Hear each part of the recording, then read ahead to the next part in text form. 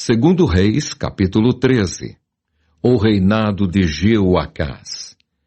No 23º ano de Joás, filho de Acasias, rei de Judá, começou a reinar Jeoacás, filho de Jeú, sobre Israel, em Samaria, e reinou 17 anos.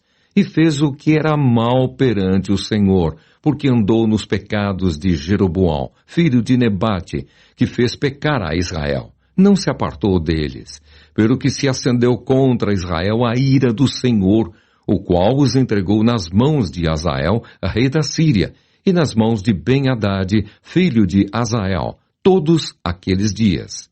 Porém Jeoacás fez súplicas diante do Senhor, e o Senhor o ouviu, pois viu a opressão com que o rei da Síria atormentava a Israel.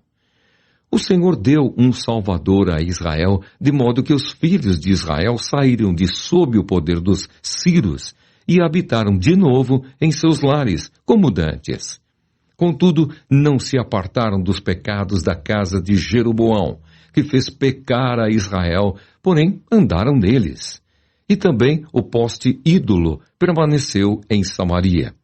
E foi o caso que não se deixaram a Jeoacás do exército, senão 50 cavaleiros, 10 carros e 10.000 homens de pé, porquanto o rei da Síria os havia destruído e feito como pó, trilhando-os. Ora, os mais atos de Jeoacás e tudo o que fez e o seu poder, porventura, não estão escritos no livro da história dos reis de Israel? Jeoacás descansou com seus pais, e o sepultaram em Samaria, e Jeoás, seu filho, reinou em seu lugar. O reinado de Jeoás. No 37º ano de Joás, rei de Judá, começou Jeoás, filho de Jeoacás, a reinar sobre Israel em Samaria, e reinou 16 anos. Fez o que era mal perante o Senhor. Não se apartou de nenhum dos pecados de Jeroboão, filho de Nebate, que fez pecar a Israel, porém andou neles.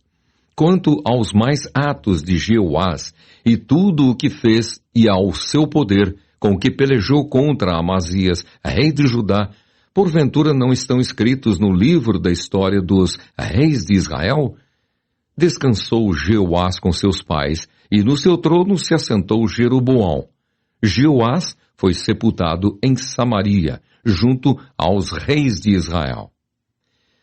A profecia final e morte de Eliseu.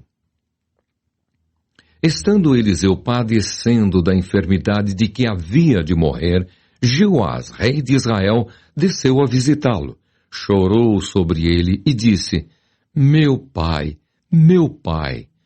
carros de Israel e seus cavaleiros. Então lhe disse Eliseu: toma um arco e flechas. Ele tomou um arco e flechas. Disse ao rei de Israel: retesa o arco, e ele o fez. Então Eliseu pôs as mãos sobre as mãos do rei, e disse: abre a janela para o oriente. Ele a abriu. Disse mais Eliseu: atira. E ele atirou.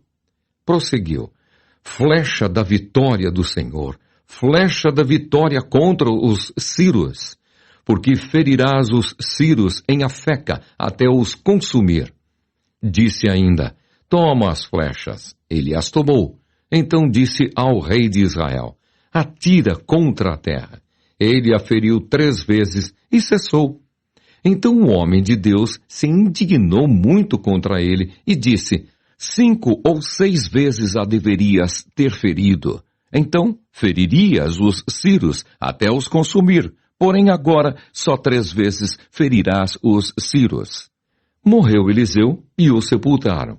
Ora, bandos dos moabitas costumavam invadir a terra à entrada do ano. Sucedeu que enquanto alguns enterravam um homem, eis que viram um bando. Então lançaram um homem na sepultura de Eliseu. E logo que o cadáver tocou os ossos de Eliseu, reviveu o homem e se levantou sobre os pés. Hazael, rei da Síria, oprimiu a Israel todos os dias de Jeoacás. Porém o Senhor teve misericórdia de Israel e se compadeceu dele e se tornou para ele por amor da aliança com Abraão, Isaque e Jacó. e não o quis destruir, e não o lançou ainda da sua presença. Morreu Azael, rei da Síria, e Ben-Hadad, seu filho, reinou em seu lugar. Jeoás, filho de Jeoacás, retomou as cidades das mãos de Ben-Hadad, que este havia tomado das mãos de Jeoacás, seu pai, na guerra. 3 vezes Jeoás o feriu e recuperou as cidades de Israel.